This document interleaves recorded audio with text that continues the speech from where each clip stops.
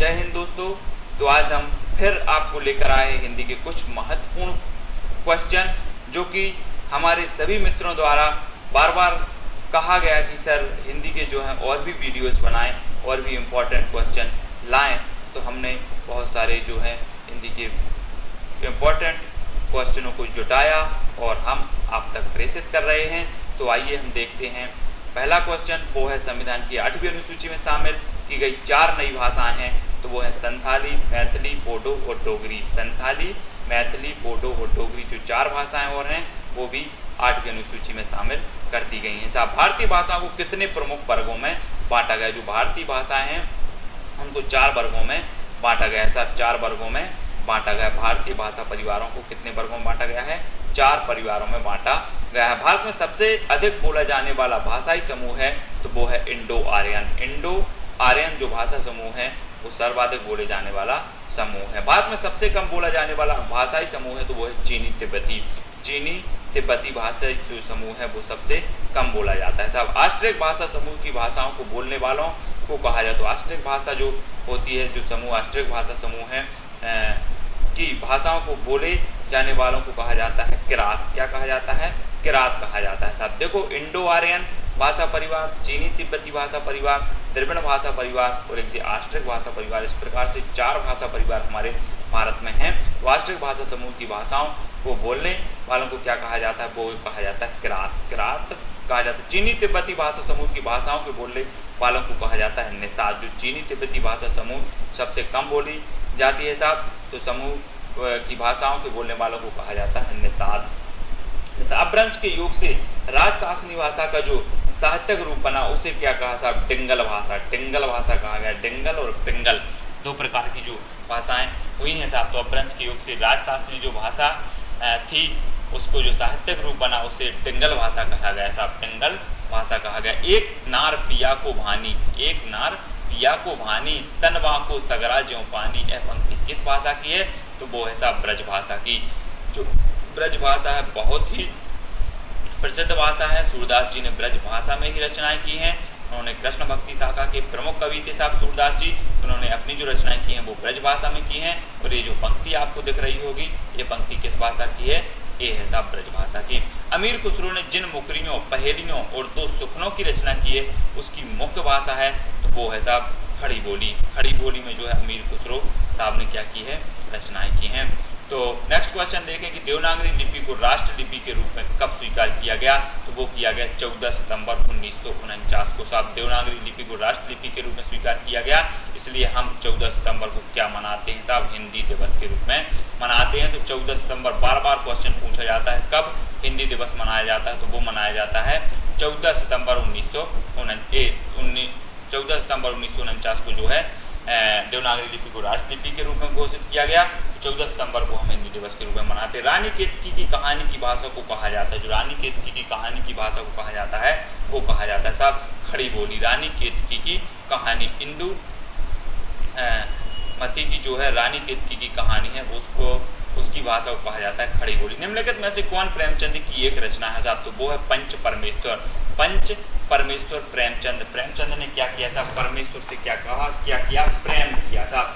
तो पंच परमेश्वर, पंच ही है साहब हमारे, तो परमेश्वर पंच ही है, वो ही हमारे साथ न्याय करेंगे प्रेमचंद ने कहा। तो प्रेमचंद की एक रचना है पंच परमेश्वर। क्या है? पंच परमेश्वर। बांगरू, बांगरू जो बोली का किस बोली से निकट संबंध है? जो बांगरू बोली है उसका निकट संबंध है तो वो है खड़ी बोली से।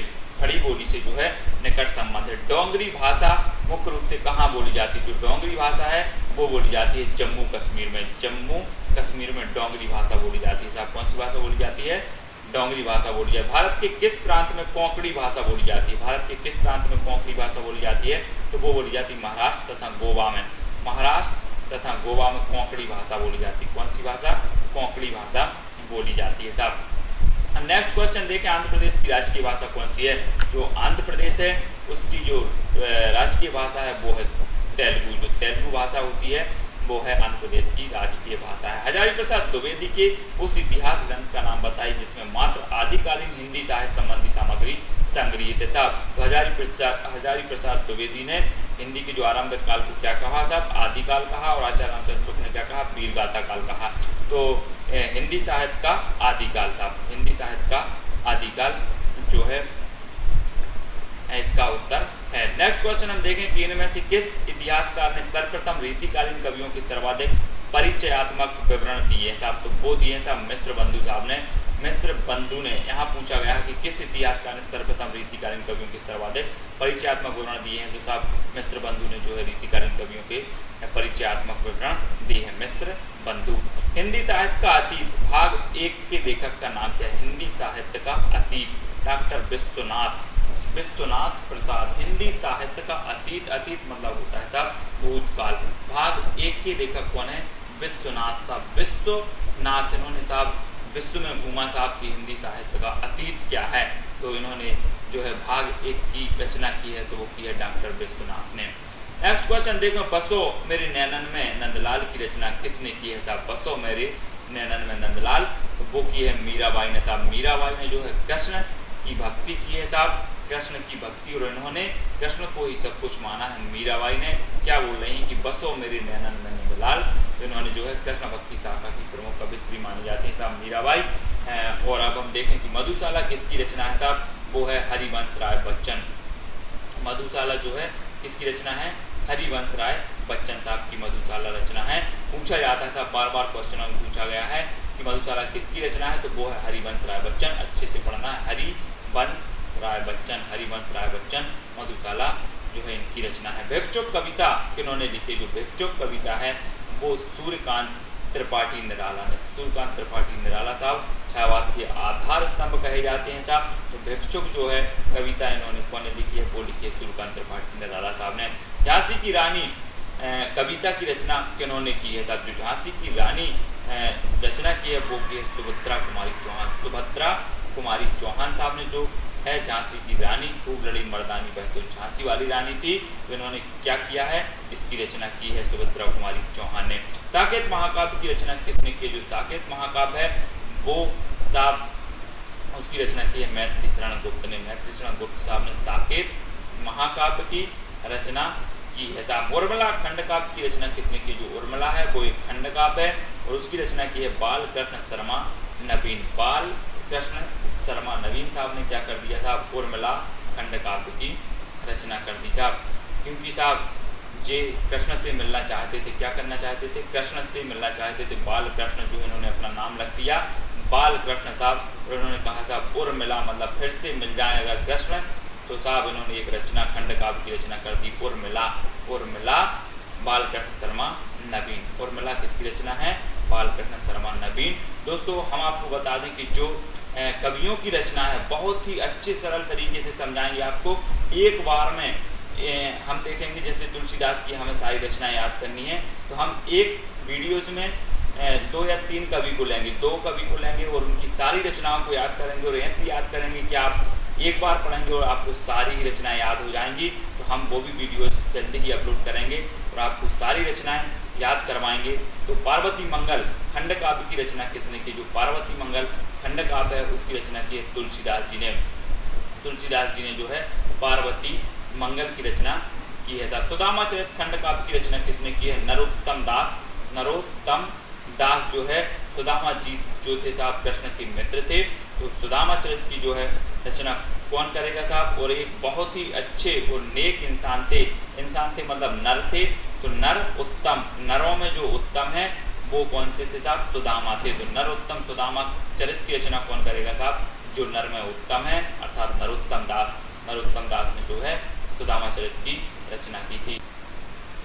अब हम देखें नेक्स्ट क्वेश्चन, बीसलदेव रासो खंड काव्य की रचना की किसने की? जो बीसलदेव रासो है वो जो खंड काव्य है आदिकाल की रचना मानी जाती है साहब बीसलदेव रासो। तो इस खंड काव्य की रचना किसने की थी? वो की थी नरपति नाल। बीसलदेव रासो की रचना कौन करेगा साहब? देव की बात करेंगे साहब, तो देव की रचना कौन? देव की जो है बीसलदेव रासो। देव की अगर कोई बात करेगा तो वो करेगा नर करेगा साहब। नर जो है देव की बात करेगा, तो बीसलदेव रासो खंड काव्य की रचना किसने की है? वो की है नरपति नाल साहब ने। नरपति नाल साहब ने जो है बीसलदेव रासो की रचना की है। बिहारी किस काल के कवि थे साहब? बिहारी रीतिकालीन कवि थे साहब। रीतिकाल जो है मध्यकाल का सेकंड काल माना जाता है, पहला काल, फिर माना जाता है रीतिकाल। तो बिहारी किस काल के कवि थे? वो थे रीतिकाल के बिहारी। रसखान किस काल के कवि थे? तो वो के थे भक्ति काल के साहब रसखान। इन्होंने कृष्ण भक्ति जो है कृष्ण भक्ति को अपनी काव्य में समाया है। तो कृष्ण भक्ति इन्होंने की है, तो भक्ति काल के कवि थे साहब रसखान।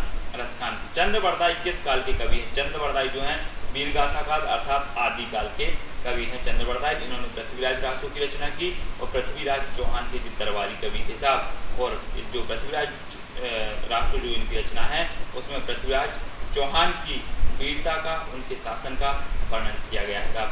नेक्स्ट क्वेश्चन हम देखें कि मैथिलीशरण गुप्त किस काल के कवि हैं साहब? तो वो हैं आधुनिक काल के, जिन्हें राष्ट्र कवि की संज्ञा दी गई मैथिलीशरण गुप्त साहब को। तो वो हैं आधुनिक काल के कवि माने जाते हैं। विख्यात उपन्यास चित्रलेखा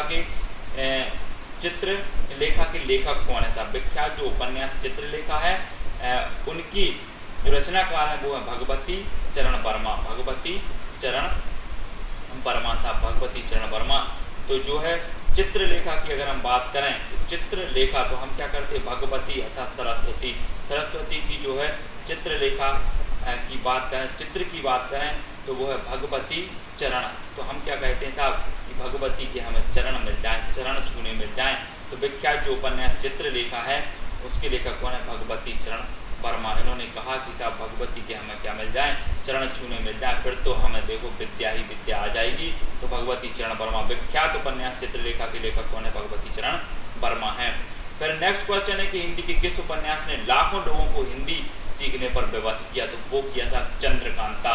चंद्रकांता जो है हिंदी के किस उपन्यास ने लाखों लोगों को हिंदी सीखने के लिए विवश किया? तो चंद्रकांता जो है जो देवकीनंदन खत्री की रचना है, देवकीनंदन खत्री की चंद्रकांता इनका उपन्यास है चंद्रकांता। देवकीनंदन खत्री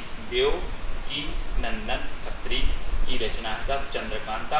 इन्होंने लाखों लोगों को हिंदी सीखने पर विवश किया। पंचपटी खंड काव्य के रचयिता कौन है? जो पंचपटी खंड काव्य के रचयिता थे साहब वो थे मैथिलीशरण गुप्त। पंच और बटी, पंचपटी क्या बटी साहब? मैथी जानते हैं? मैथी जो होती है वो कितनी बार बटी साहब? पंचवटी, 5 बार बटी। तो मैथिलीशरण गुप्त। पंचवटी किसका खंड काव्य? वो है मैथिलीशरण गुप्त की, क्योंकि जो मैथी है वो 5 बार बटी, तो पंचवटी मैथिलीशरण गुप्त की रचना है। तमस के लेखक का नाम बताइए। जो तमस रचना है उसके लेखक है साहब भीष्म साहनी जो है तमस ये लेखक हैं। नेक्स्ट क्वेश्चन देखें, राग दरबारी लेखक का नाम बताइए। जो राग दरबारी कवि थे वो थे साहब श्रीलाल शुक्ल। राग दरबारी जो लेखक थे वो थे श्रीलाल शुक्ल साहब। प्रेम लक्षणा शक्ति को किस भक्ति शाखा ने अपनी साधना का मुख्य आधार बनाया? तो कृष्ण भक्ति शाखा। कृष्ण भक्ति शाखा ने जो प्रेम लक्षणा भक्ति को साहब इन्होंने क्या है कृष्ण से क्या किया? प्रेम किया साहब। मीराबाई ने तो साहब प्रेम किया और कृष्ण को ही सब कुछ माना मीराबाई ने। और कृष्ण ने जो है बाल लीलाओं का वर्णन अपनी रचनाओं में किया है और इन्होंने जो है प्रेम को अपनी जो है कविताओं का, अपनी रचनाओं का आधार माना है। तो प्रेम लक्षण शक्ति को किस भक्ति शाखा ने अपनी साधना का मुख्य आधार बनाया? तो वो बनाया साहब कृष्ण भक्ति शाखा ने। कृष्ण भक्ति शाखा के सभी कवि थे साहब, चाहे वो रसखान हो, चाहे सूरदास हो, चाहे मीराबाई हो, जो कृष्ण भक्ति शाखा के कवि थे। नेक्स्ट क्वेश्चन देखें, वो है मनुष्यत्व की सामान्य भावना को आगे करके निम्न श्रेणी की जनता में आत्मगौरव का भाव जगाने वाले सर्वश्रेष्ठ कवि थे। तो वो थे साहब कबीर, क्योंकि साहब कबीर ने ऐसी रचनाएं की हैं, ऐसा फटकारा है, चाहे वो किसी भी धर्म के हो और जो उनमें जो है धर्म में हो, चाहे समाज में हो, जो कुरीतियाँ मिली हैं, जो बुराइयाँ मिली हैं, उन्होंने समाज को अपनी कविताओं, अपने दोहों के माध्यम से बहुत भयंकर फटकारा है, क्योंकि इनका उद्देश्य था साहब समाज को जगाने का। तो भाव जगाने वाले सर्वश्रेष्ठ कवि थे, आत्मगौरव का भाव जगाने वाले सर्वश्रेष्ठ कवि थे वो थे साहब कबीर। इन्होंने कहा है साहब कि काकर पाथर जोड़ के मस्जिद दई बनाए और काजी मुल्ला, ऐसे कुछ कविता है इनकी, बहुत ही मतलब सुंदर कविता है। तो इन्होंने जो है समाज को, जो समाज में कुरीतियाँ थी उनको मिटाने का प्रयास किया है और आत्मगौरव का भाव जगाने का जो सर्वश्रेष्ठ प्रयास किया है तो वो किया है साहब कबीर साहब ने। हंस जवाहर रचना किस सूफी कवि द्वारा रची गई? जो हंस जवाहर रचना है किस सूफी कवि द्वारा रची गई? तो वो रची गई साहब कासिम शाह सूफी कवि थे साहब कासिम शाह, और इन्होंने हंस जवाहर रचना की है साहब। नेक्स्ट क्वेश्चन देखें कि देखन जो पाऊं तो पठाऊं, जम लोक हाथ दूजो न लगाऊं, बार कराऊं एक कर को। ये पंक्तियां किस कवि द्वारा रचित हैं? नाभादास जो है ये भी उसी कृष्ण भक्ति शाखा से संबंधित हैं। नाभादास, कुंभनदास, बल्लभदास जे भी उसी शाखा के कवि हैं साहब। तो इनकी रचना है साहब कि देखन जो पाऊं तो पठाऊं, जब मैं लोक हाथ दूजो न लगाऊं, बार कराऊं एक कर को। तो ये किसकी रचना है? वो है नाभादास। भक्तमाल भक्ति काल के कवियों की प्राथमिक जानकारी देता है। जो भक्तमाल है भक्ति काल के कवियों की प्राथमिक जानकारी देता है। इसकी रचयिता कौन थे? नाभादास। नाभादास जी ने एक भक्तमाल की जो है रचना की, जो भक्ति काल के सभी कवियों की प्राथमिक जानकारी देता है। नेक्स्ट क्वेश्चन देखें कि अमीर खुसरो ने किसके विकास में अग्रणी भूमिका निभाई? तो वो निभाई साहब खड़ी बोली की विकास में जो अमीर खुसरो ने जो है महती भूमिका निभाई। और त्रिपुरा की राजभाषा क्या है? जो बांग्ला है वो त्रिपुरा की राजभाषा है, क्योंकि साहब जो त्रिपुरा है वो भी साहब बांग्लादेश से लगा हुआ। बांग्लादेश और बंगाल जो पश्चिम बंगाल है, पश्चिम बंगाल से लगा हुआ बांग्लादेश और बांग्लादेश से लगा हुआ है वो है त्रिपुरा। त्रिपुरा की भाषा क्या है? बांग्ला। हरिश्चंद्री हिंदी शब्द का प्रयोग किस इतिहासकार ने किया अपने इतिहास ग्रंथ में? तो रामचंद्र शुक्ल ने हरिश्चंद्री हिंदी शब्द का प्रयोग किया है। नेक्स्ट क्वेश्चन देखें कि आंख की किरकिरी होने का अर्थ क्या है साहब? अप्रिय लगना। आंख की किरकिरी हम बोलते हैं ना साहब, ये तो साहब आंख की किरकिरी है। कोई हमारा दुश्मन होता है और वो दिख जाए तो आंख में क्या होने लगता है? खटकने लगती है, किरकिरी होने लगती है। तो इसका अर्थ है अप्रिय लगना। आंख की किरकिरी होने का अर्थ क्या है? अप्रिय लगना। लाल पीला होने का अर्थ है क्रोध करना। लाल पीले जब हमें क्रोध आते हैं तो लाल पीले, आंख लाल हो जाती है, मुंह भी लाल हो जाता है, लाल पीले हो गए साहब। तो लोग बोलते हैं साहब आप तो लाल पीले हो गए हो। तो क्रोध करना, लाल पीले का अर्थ क्या है? क्रोध करना होगा। नमक का दरोगा कहानी के लेखक है। जो नमक का दरोगा है, कल भी हमने पढ़ा था साहब, नमक का सिपाही, नमक का दरोगा वो भी प्रेमचंद है साहब। नमक का दरोगा जो है प्रेमचंद साहब। इन्होंने क्या किया? नमक का दरोगा अर्थात इन्होंने नमक से प्रेम किया, क्योंकि नमक ही सबसे ज़्यादा मीठा हो जाता है। एक बार अगर रोटी में नमक ना डले, चावल में नमक ना डले तो वो अच्छा ही नहीं लगता। तो नमक से हम क्या करते हैं? प्रेम करते हैं। तो प्रेमचंद नमक का जो दरोगा है कहानी के लेखक कौन है? प्रेमचंद है। और इसी प्रकार हम आपको निरंतर ही हिंदी के क्वेश्चन अपलोड करते रहेंगे और आप अच्छे से पढ़ें, बहुत ही सुंदर तरीके से पढ़ें। आने वाले वीडियोज में और ही अच्छी जो है ट्रिक से हम आपको बताएंगे। और रचनाओं की जो कवियों की रचना उनकी तो बिल्कुल भी चिंता न करें। एक एक कवि की रचना एक बार आप पढ़ेंगे तो वो कभी नहीं भूल सकते, ये तो साहब गारंटी है। और वो भी हम जल्द ही अपलोड करेंगे। तो दोस्तों आपसे एक निवेदन है कि आप हमारे चैनल को सब्सक्राइब करें और हमारे चैनल पे सभी प्रकार के वीडियोज उपलब्ध हैं, चाहे वो भूगोल हो, चाहे MPG के हो, चाहे अपनी हिंदी हो और चाहे इतिहास हो। बहुत सारे जो वीडियोस हैं वो उपलब्ध हो चुके हैं। आपको जिस वीडियोस की आवश्यकता है वो वीडियोस हमारे चैनल पर जाकर आप देख सकते हैं। और हमसे सीधे संपर्क करने के लिए आप हमारे व्हाट्सएप, फेसबुक ग्रुप से भी जुड़ सकते हैं। तो दोस्तों आप हमारे चैनल को सब्सक्राइब जरूर करें। जय हिंद।